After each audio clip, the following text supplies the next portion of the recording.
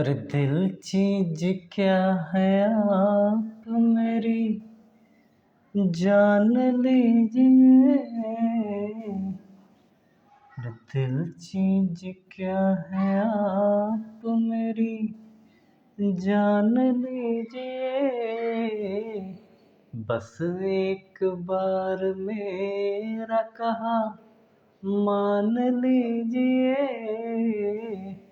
Hello दोस्तों, नमस्कार, जय हिंद। Welcome to all of you on Udaan master academy.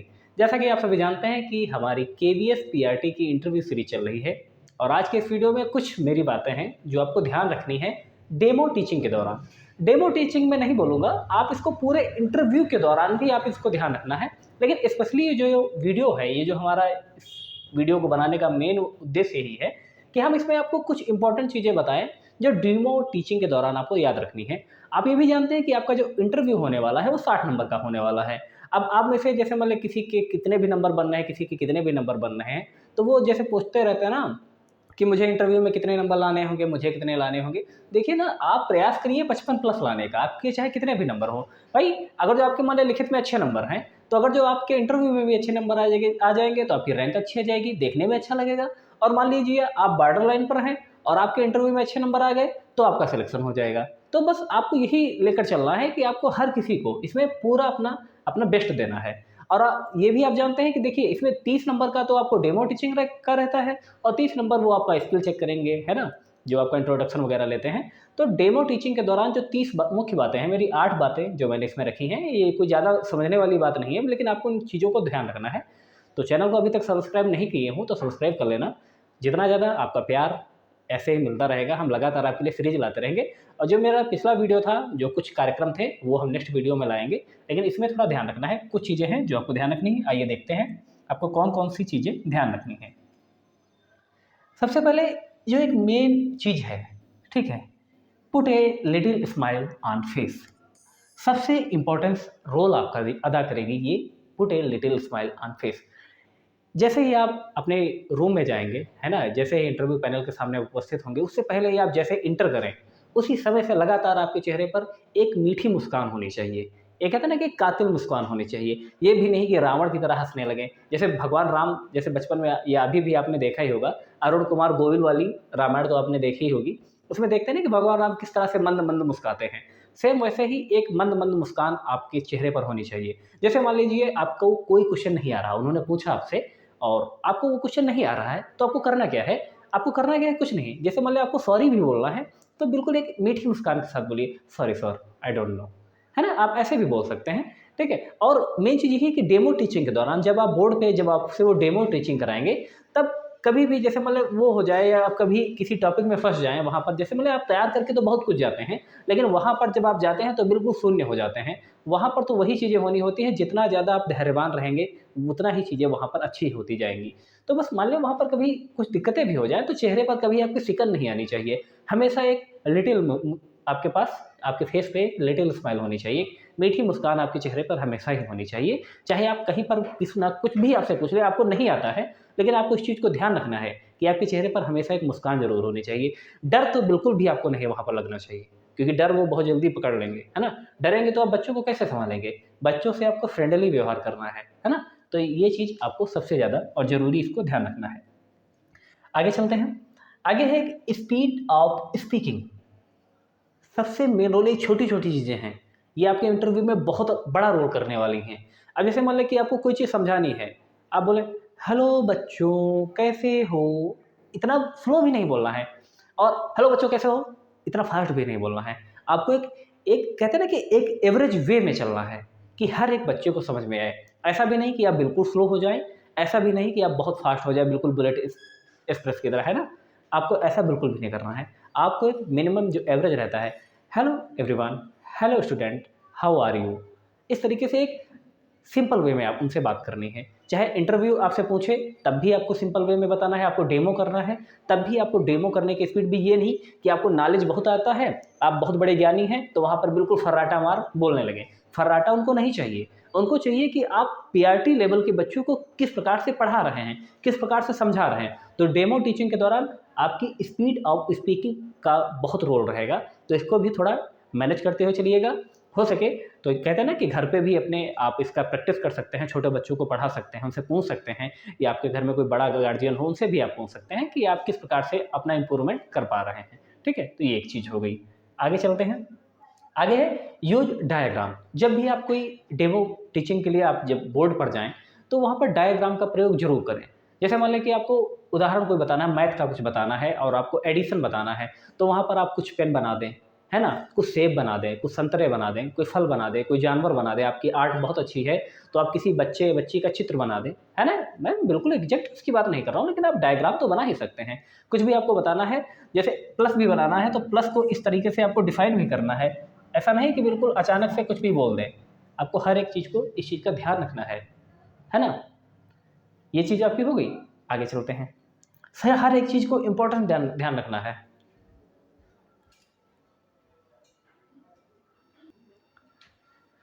Yes, थोड़ा दिक्कत हो गई थी, लेकिन चलिए कोई दिक्कत नहीं। ये जो मैंने बोला है यूज डायग्राम, आपको हर एक चित्र का आपको बना के रखना है ना। आपको जैसे मैंने बताया कि अगर आपको थोड़ी बहुत आपकी वीक है ड्रा, कोई दिक्कत नहीं, लेकिन आप पेन पेंसिल वगैरह तो बना ही सकते हैं, सेब संतरा तो बना ही सकते हैं। इसका आप अभ्यास करते रहना। आपके घर में चाहे एक सिंपल सा एक बोर्ड ले आइएगा, छोटा सा जो आता है नहीं, जो एक टेबल टाइप के होते हैं, आप उन पर भी मार्कर से बना सकते हैं। ठीक है, तो इसका भी आप अभ्यास करते रहिएगा। ये बहुत इंपॉर्टेंट चीज़ें हैं, इनको अब कहते हैं ना, है तो वो छोटी छोटी चीज़ें, लेकिन ये हैं आपके इम्पोर्टेंट। इन सब का वहाँ पर 30 नंबर ऐसे नहीं मिल जाते हैं, हर चीज़ का चेक होता है। प्रॉपर यूज ऑफ बोर्ड, जैसे आपको कोई टॉपिक बताना है तो आपको ये नहीं सिर्फ ओरली ही बता दे, आप ये कहानी के तौर पर बताते जा रहे हैं, आपको कहानी के तौर पर नहीं बताना है, आपको हिंदी भी बताना है, आपको पोएम भी बनाना है, तो हर एक चीज़ लिखते हुए चलना है, हर एक चीज़ लिखते हुए चलना है। बच्चों ये आप क्या करते हैं, जैसे आपको क्रिया बताना है तो उनसे बताना है कि आप क्या करते हैं, अच्छा उठते हैं, तो अच्छा उठना भी आपको लिखना है ना। आप सबसे पहले क्या करते हैं बच्चों, तो आप क्या करते हैं, उठते हैं तो उठना भी आपको लिखना है। उसके बाद क्या करते हैं, ब्रश करते हैं, अच्छा तो ब्रश करते हैं तो ब्रश करना भी आपको इस तरीके से लिखते हुए चलना है ना। उसके बाद क्या करते हैं, बातें करते हैं, ओहो तो आप सभी बातें भी करते हैं, चलिए स्नान करना है ना, ये करते हैं। उसके बाद क्या करते हैं, उसके बाद बच्चों आप सभी क्या करते हैं, नाश्ता करते हैं, अच्छा तो इस ये सब चीज़ें आपको यहाँ पर लिखते हुए चलनी है। यानी कि प्रॉपर यूज ऑफ बोर्ड आपको हर एक चीज़ वहाँ पर करनी है डेमो टीचिंग के दौरान। यानी कि हर एक चीज़ का प्रयोग, हर एक चीज़ आपको बोर्ड पे लिखनी है। बाद में इसको प्यार से रफ करते हुए, आपका डस्टर वहाँ पे रखा होगा, ये नहीं कि आप बिल्कुल यहाँ से मिटा रहे हैं, नहीं, आप इसको इस तरीके से मिटाना है, ऊपर से चलते हुए चलिएगा, इस तरीके से प्यार से मिटाते हुए आ जाइएगा, बस ठीक है। और बिल्कुल सिंपल वे में उसको रखना है ना। जो कुछ भी आप लिखें बोर्ड पे उसको बाद में रफ भी कर देना है। हाँ, अगर जो वो लोग मना कर दें तो आप मत मिटाना, है ना। लेकिन एक टीचर होने का दायित्व तो है कि आप जो कुछ भी लिखें उसको बाद में रफ जरूर कर दें, उसको मिटा जरूर दें। ठीक है, आगे चलते हैं। अगला जो आपका इंपॉर्टेंट पॉइंट है ये है, केवल 7 से 8 मिनट का डेमो तैयार करें। अब इस चीज़ को लेकर आपको अदर सारे यूट्यूबर्स के द्वारा या अगर जो आपके कोई टीचर होंगे उनके द्वारा बताया गया होगा कि आप 10-15 मिनट का डेमो तैयार करें। देखिएगा इतना समय नहीं रहता है। ये तो आपके मान लें बाय लक की बात होती है कि आपका इंटरव्यू कितना लंबा जाता है, वरना इंटरव्यू ज़्यादा से ज़्यादा जाएगा तो 25 मिनट जाएगा, या बहुत ज़्यादा जाएगा तो आपका 30 मिनट तक का जाएगा। उसमें वो आपसे हर चीज़ आपका परीक्षण भी करेंगे, आपका डेमो भी देखेंगे। तो इतना मान के चलिए कि आपका जो डेमो होना चाहिए, जो आपका कोई टॉपिक तैयार होना चाहिए, वो 7 से 8 मिनट में बिल्कुल फिनिश हो जाना चाहिए, है ना।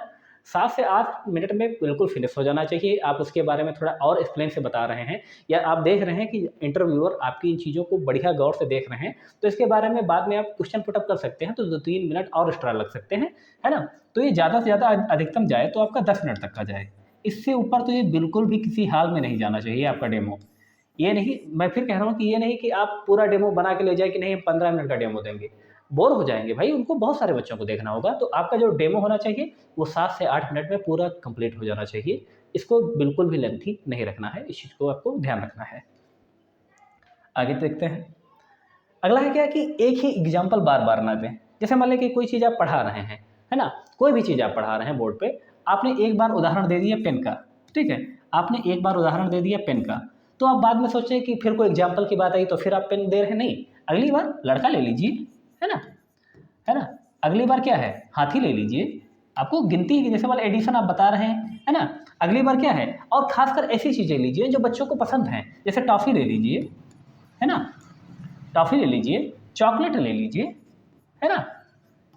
चॉकलेट ले लीजिए, उदाहरण आपको देना ही है, खिलौने ले लीजिए, है ना? छोटे बच्चे हैं, तो इस तरीके से आपको याद रखना है कि अगर जो आपने एक बार कोई एग्जाम्पल दे दिया है तो उसको बार बार वही एग्जाम्पल आपको नहीं देना है, आपको डाइवर्सिटी अपने एग्जाम्पल में भी लानी है। ठीक है, इस चीज़ को आप ध्यान रखना है। और ये सब चीज़ें तभी होंगी जब आप रेगुलरली इसका अभ्यास करेंगे। ठीक है।